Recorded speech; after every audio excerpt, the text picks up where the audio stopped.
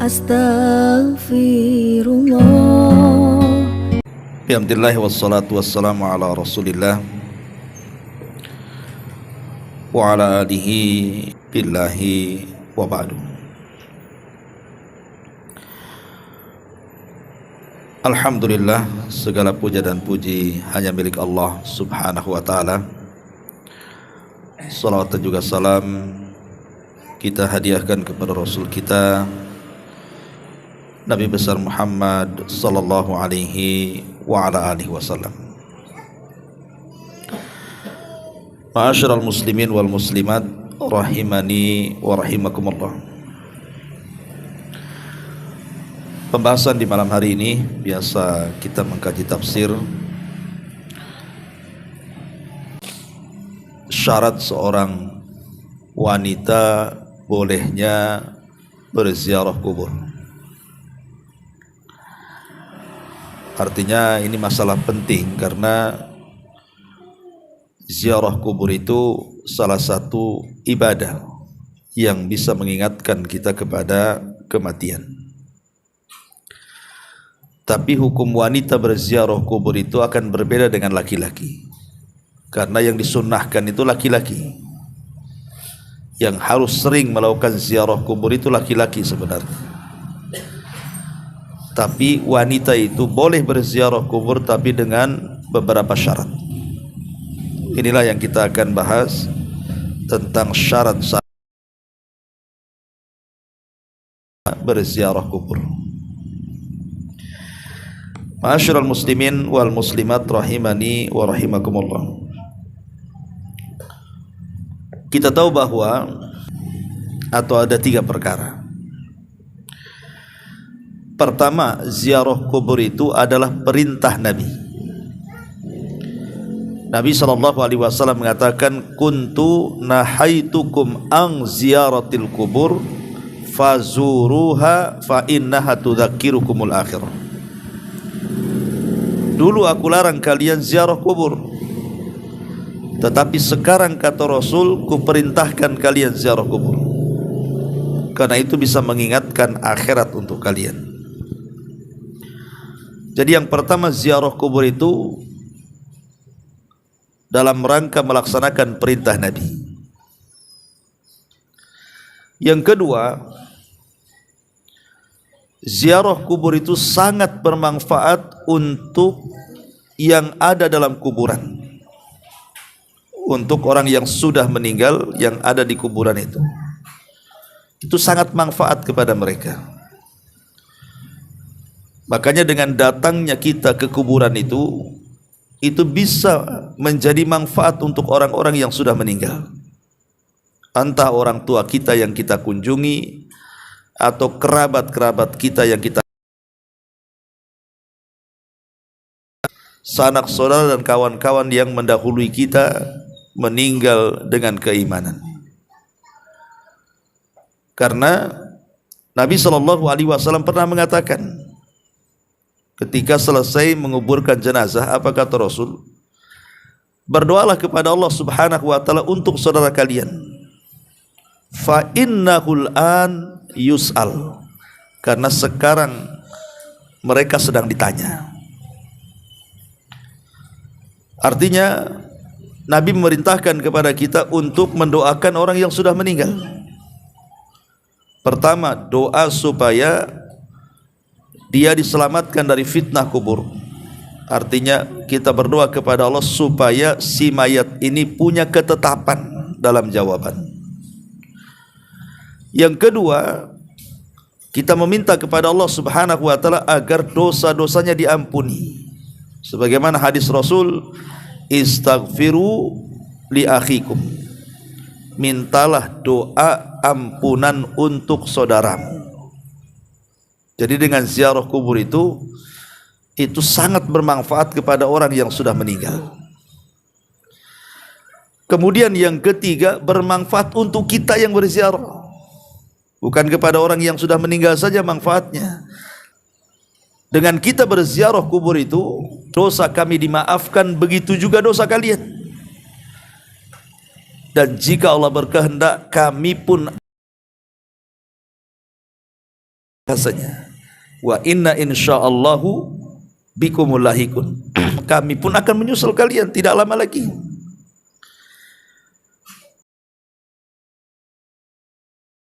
Menunjukkan bahwa kita diingatkan dengan yang sudah meninggal, dan mengingat kematian ini banyak faedahnya. Salah satunya kita akan segera bertobat dan tidak mempersiapkan dengan amal soleh, dan tidak mungkin malas-malas untuk mengamalkannya, karena dia yakin dia akan mati dan setelah kematian ada kehidupan. Itulah 3 manfaat kenapa kita diperintahkan untuk ziarah kubur. Pertama, karena melaksanakan perintah Nabi. Yang kedua, karena bermanfaat untuk orang yang dikubur. Yang ketiga, karena bermanfaat untuk orang yang kita sudah tahu manfaat ziarah kubur. Lalu apa hukumnya berziarah kubur bagi wanita? Kalau bagi laki-laki sudah jelas sunnah, tidak perlu dibahas lagi. Kalau laki apa? Kenapa kemudian kita khususkan ziarah kubur, pembahasan kita ini khusus wanita? Karena ada hadis masalahnya, di mana Nabi SAW mengatakan, nahan Nabi SAW, atau la'anallahu zawaratil kubur. La'anallahu zawaratil kubur. Allah melaknat wanita-wanita yang berziarah kubur. Ini masalahnya. Ada hadis ini. Allah melaknat wanita-wanita yang berziarah kubur. Di sini maksudnya apa? Apakah mutlak seorang wanita tidak boleh? Ketika memberikan syarahan kepada hadis ini, kalimat zawarat, wanita-wanita yang berziarah kubur itu, Nabi SAW menggunakan mubalaghah, itu bentuk kata yang memiliki arti berlebih-lebihan. Jadi bentuk kata yang memiliki arti berlebih-lebihan itu dalam bahasa Arab. Zawarat ini siagul mubalaghah. Berarti kalau diartikan, Allah melaknat wanita-wanita yang berlebihan dalam ziarah kubur. Artinya berarti pemahaman kebalikannya, kalau wanita itu tidak berlebihan dan tidak sering, berarti boleh, gitu maksudnya, tidak terlaknat. Berarti yang dilaknat itu yang sering-sering datang ke kuburan, entah tiap Jumat, entah sebulan sekali, 2 bulan sekali, pokoknya sering. Itulah wanita-wanita yang dilaknat tuh. Tapi kalau jarang-jarang, tas tahun sekali gitu, pokoknya jarang, ya kadang ziarah kadang tidak, maka itu tidak terkena hadis ini. La'anallahu zawaratil kubur. Baik, kalau kita sudah tahu bahwa boleh seorang wanita itu berziarah kubur, tetapi tidak sering-sering, jarang-jarang, lalu apa syaratnya? Inilah yang kita akan bahas. Yang pertama, syarat wanita ziarah kubur itu, dia harus keluar rumah dengan menggunakan pakaian syar'i. Karena kan akan keluar ke tempat umum, maka sudah selayaknya seorang wanita kalau keluar rumah ya harus menggunakan pakaian syar'i, tidak menggunakan wewangian, bukan juga pakaian yang memfitnah, syuhrah gitu ya. Maka ini yang harus diperhatikan. Yang pertama, bicara soal pakaian, jangan keluar tabarruj, berdandan ala jahiliyah, sebagaimana Allah mengatakan wala tabarrujna tabarrujal jahiliyatil ula. Jangan bertabarruj, gunakan pakaian syar'i kemudian keluar. Ya. Ma'asyiral muslimin yang dimuliakan Allah Azza wa Jalla. Kemudian yang kedua, syaratnya keluarnya dalam rangka untuk mengingat kematian. Jadi di seorang wanita kalau keluar untuk ziarah kubur sudah ada niat tuh, bahwa niat keluar ke kuburan itu untuk apa? Untuk mengingat kematian. Dan dengan mengingat kematian itu nanti akan lembut hatinya tuh. Karena biasanya orang yang keras hati itu karena tidak pernah ingat mati masalahnya, makanya keras hatinya. Jadi syarat yang kedua, diniatkan keluar untuk ziarah kubur itu untuk mengingat kematian. Ya. Ma'asyiral muslimin yang dimuliakan Allah Azza wa Jalla. Kemudian yang kedua, yang ketiga syaratnya adalah keluarnya dalam rangka ingin mendoakan keluarga. Umpamanya kita ingin ziarah ke kuburan orang tua, atau ke saudara, atau ke kerabat. Ya memang niat ke kuburan itu, untuk datang berdoa, mendoakan kebaikan, semoga diampuni dosa-dosanya, dimudahkan hisabnya, diluaskan kuburannya, diterangi kuburannya, diangkat derajatnya di hadapan Allah, diampuni dosa-dosanya, diterima amalannya. Pokoknya kita doakan yang baik-baik untuk yang sudah meninggal. Itu niat keluarnya itu memang untuk mendoakan orang yang sudah meninggal. Kemudian yang keempat syaratnya adalah tidak boleh keluar dalam rangka niyaha. Jadi memang sengaja keluar itu ingin meratap di kuburan, ingin meratap nasib di kuburan.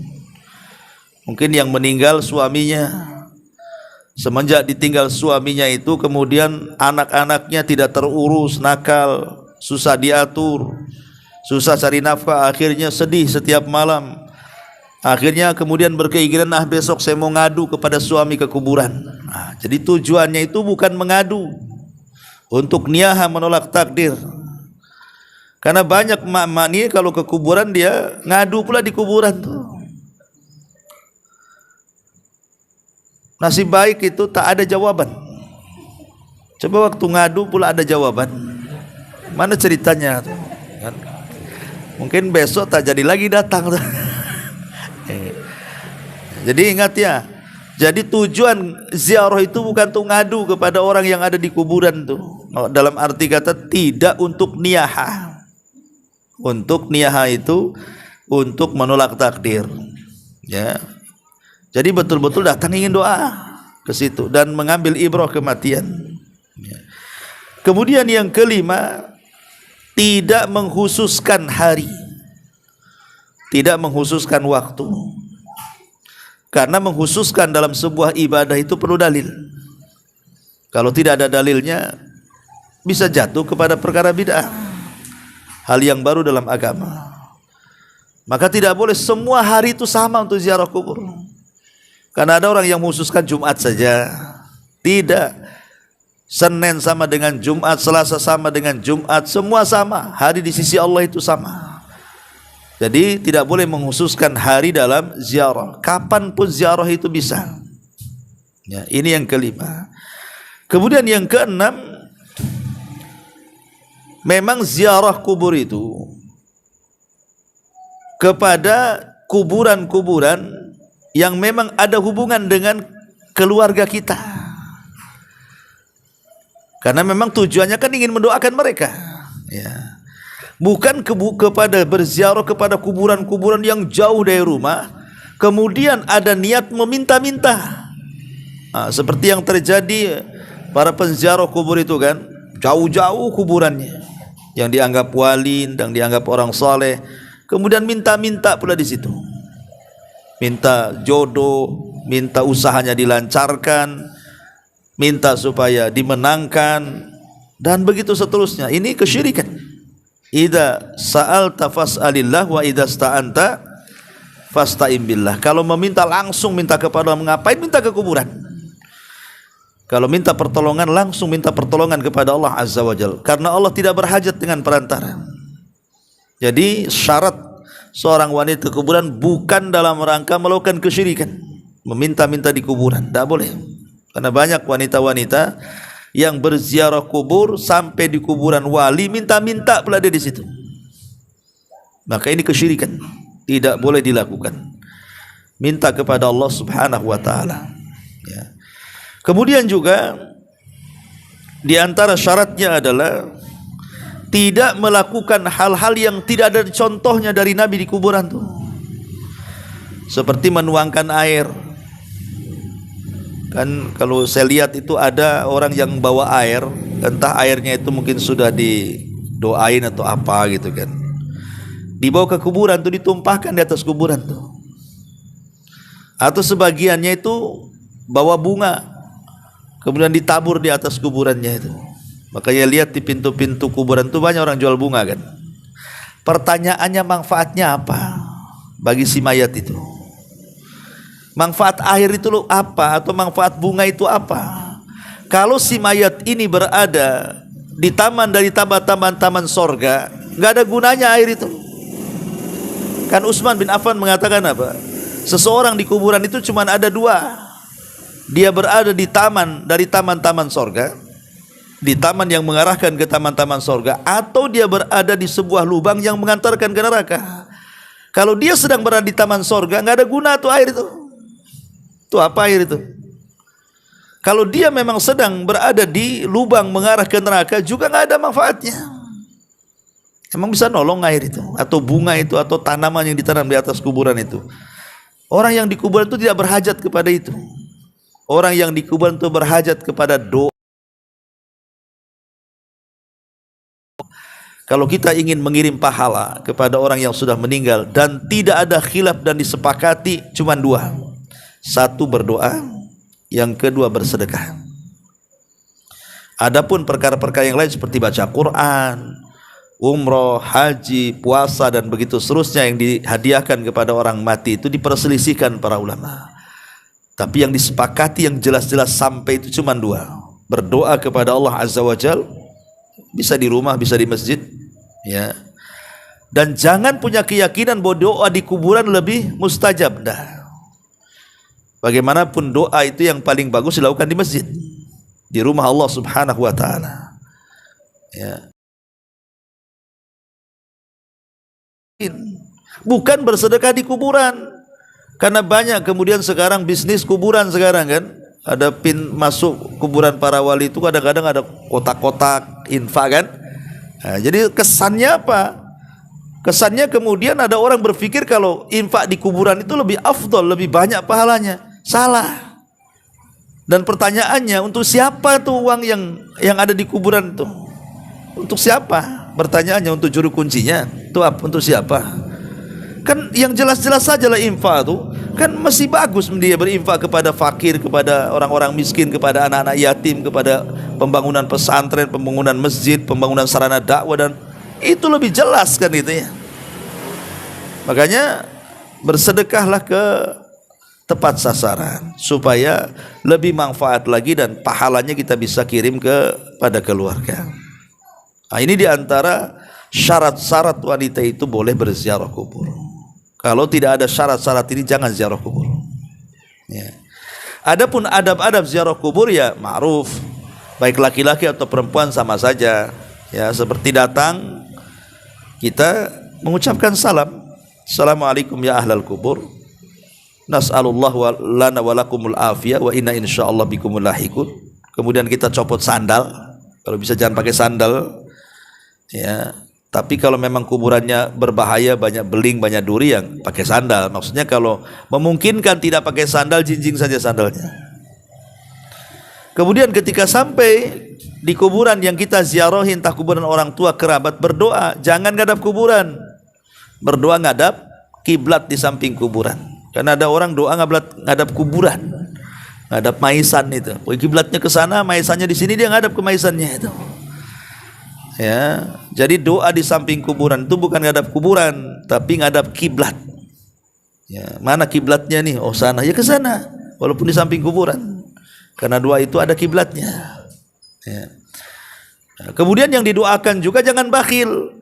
Kadang-kadang kita ini datang ke kuburan orang tuanya saja didoakan, yang samping kiri kanan itu didoakan sama antum tuh. Doakan juga lah. Ya, sekalian kita datang ke kuburan, kita khususkan doa kepada orang tua plus dengan kuburan orang-orang yang beriman di sekitar kuburan orang tua. Karena itu perintah Allah. walladzina ja'u min ba'dihim yaquluna rabbana ighfir lana wa li ikhwanina alladzina sabaquna bil iman. Ya Allah, ampunilah kepada saudara-saudara kami yang sudah meninggal, yang mendahului kami dari keimanan. Kita disuruh berdoa bukan hanya kepada orang tua tetapi kepada semuanya. Apa manfaat doa antum? Kita enggak kenal mereka kok Ustaz. Boleh jadi entah mereka tahun berapa mati di situ. Ketemu pun tidak, beda zaman. Untuk apa masalah itu? Tapi kalau antum mendoakan ampunan kepada penduduk kubur, anggaplah di Tamiang sana. Berapa jiwa yang sudah ditanam di Tamiang coba? Anggaplah dari dulu sampai sekarang sudah ada 10.000 jiwa yang ditanam di situ. Dari orang-orang yang beriman ya, bukan orang-orang kafir. Kemudian kita doakan di situ, ya Allah ampunilah dosa-dosa mereka. Berarti antum pulang itu membawa 10.000 pahala sesuai dengan jumlah mayat yang antum doakan. Dan tidak harus sebutkan satu-satu karena kita tidak kenal juga namanya. Ya, cukup kita mengatakan ya Allah ampunilah dosa orang-orang yang beriman yang ada di kuburan Tamiang ini, kan berarti kan mencakup semuanya tuh. Kalau yang dikubur 10.000 berarti pulang bawa 10.000 pahala lah. Kan enak tuh. Ya, datang enggak bawa pahala, pulang pula gendong pahala banyak. Nah, kemudian juga di antara adabnya, maka jangan menginjak kuburan. Karena banyak orang yang tidak paham bahaya orang menginjak kuburan itu. Bahaya. Seandainya ada besi panas diletakkan di atas kepala itu lebih baik dibandingkan kaki kita itu menginjak kuburan. Maka hati-hati. Dan alhamdulillah kuburan di tempat kita ini kan agak mudah, ada jalannya, ya. Maka jalanlah di jalan-jalan yang memang sudah disediakan atau di samping-samping kuburan yang tidak menginjak kuburan. Dan apalagi jalan menginjak kuburan tak boleh. Berarti duduk di atas kuburan lebih tak boleh lagi. Ya. Karena ada orang-orang yang nampak kuburannya cantik gitu ya, pakai keramik gitu kan. Kesempatan kan. Duduklah di situ dia. Tak boleh duduk di atas kuburan. Sebagaimana di tembok sebenarnya tidak boleh juga ya, menembok kuburan itu tak boleh, atau ngasih tulisan juga nggak boleh, ada hadisnya, nggak boleh ngasih tulisan itu. Ya, jadi kuburan itu dan tidak boleh juga ditinggikan, bahkan Rasul merintahkan kepada Ali supaya menipiskan kuburan dan disisakan 1 jengkal. Artinya tidak boleh sampai tinggi-tinggi kuburan itu, boleh ya 1 jengkal di atas tanah. Makanya kita lihat kuburan para sahabat. Antum yang pernah umroh kemudian ke Madinah, tengoklah kuburan Baqi itu. Kan hampir nggak nampak mana kuburan sahabat itu. Ya kan? Nah, begitulah Islam gitu kan. Sebab kalau seandainya kemudian sampai dibangun, dikasih rumah, dikasih tabir-tabir, nanti takutnya gulu, ya, terjerumus kepada perbuatan berlebihan dalam agama. Ya. Wallahu a'lam bishawab. Ini diantara adab-adab yang dijelaskan para ulama tentang adab-adab seorang wanita berziarah kubur. Wallahu a'lam bishawab. Tapi sampai di sini, kalau ada yang bertanya silahkan.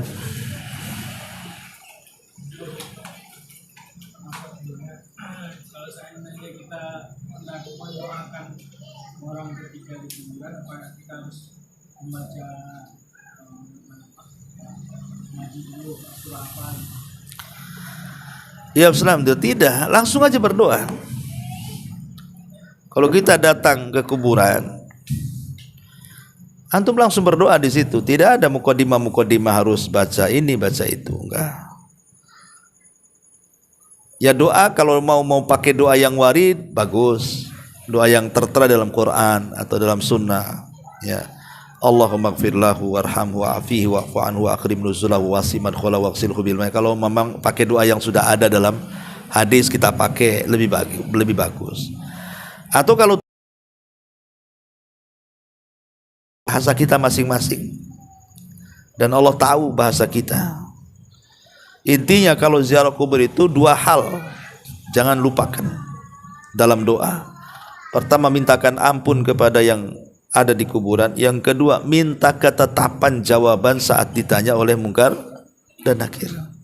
Itu yang mereka hajatkan, 2 perkara ini saja. Kalau sampai dosa mereka sudah diampuni, selamat dia. Yang kedua, kalau selamat dari fitnah mungkar dan nakir, selamat dia. Karena yang menyelamatkan di kuburan cuma dua ini. Selamat saat fitnah kubur dan dosanya diampuni. Itu dipastikan dapat nikmat kubur. Ya, adapun yang lain-lain itu ya bumbunya lah. Karena kalau sudah selamat dari fitnah kubur, secara otomatis apa? Pasti dilapangkan kuburnya, diluaskan kuburnya, diberikan cahaya kuburnya, dan itu ya. Kemudian dihantarkan berbagai macam nikmat dari surga ke dalam kubur, itu secara otomatis. Tapi kalau kita mau rinci, ya Allah nggak apa-apa, rincikan saja. Ya Allah, semoga ayahku bisa menjawab pertanyaan malaikat, diampuni dosanya, dilapangkan kuburnya, diangkat derajatnya, dimudahkan hisabnya, dan begitu seterusnya. Ya doa-doa biasa saja. Tidak ada harus dimukodimahi dengan apa-apa, tidak. Ya, karena inti daripada ziarah kubur itu adalah manfaatnya untuk kita yang berziarah sebenarnya. Lebihnya itu manfaat kita untuk kita yang berziarah, supaya kita ingat akhirat, ingat kematian gitu ya. Wallahu a'lam. Baik, sampai di sini. Subhanaka wa bihamdika asyhadu an la ilaha illa anta astaghfiruka wa atubu ilaik. Allahu ta'ala. Assalamualaikum warahmatullahi wabarakatuh.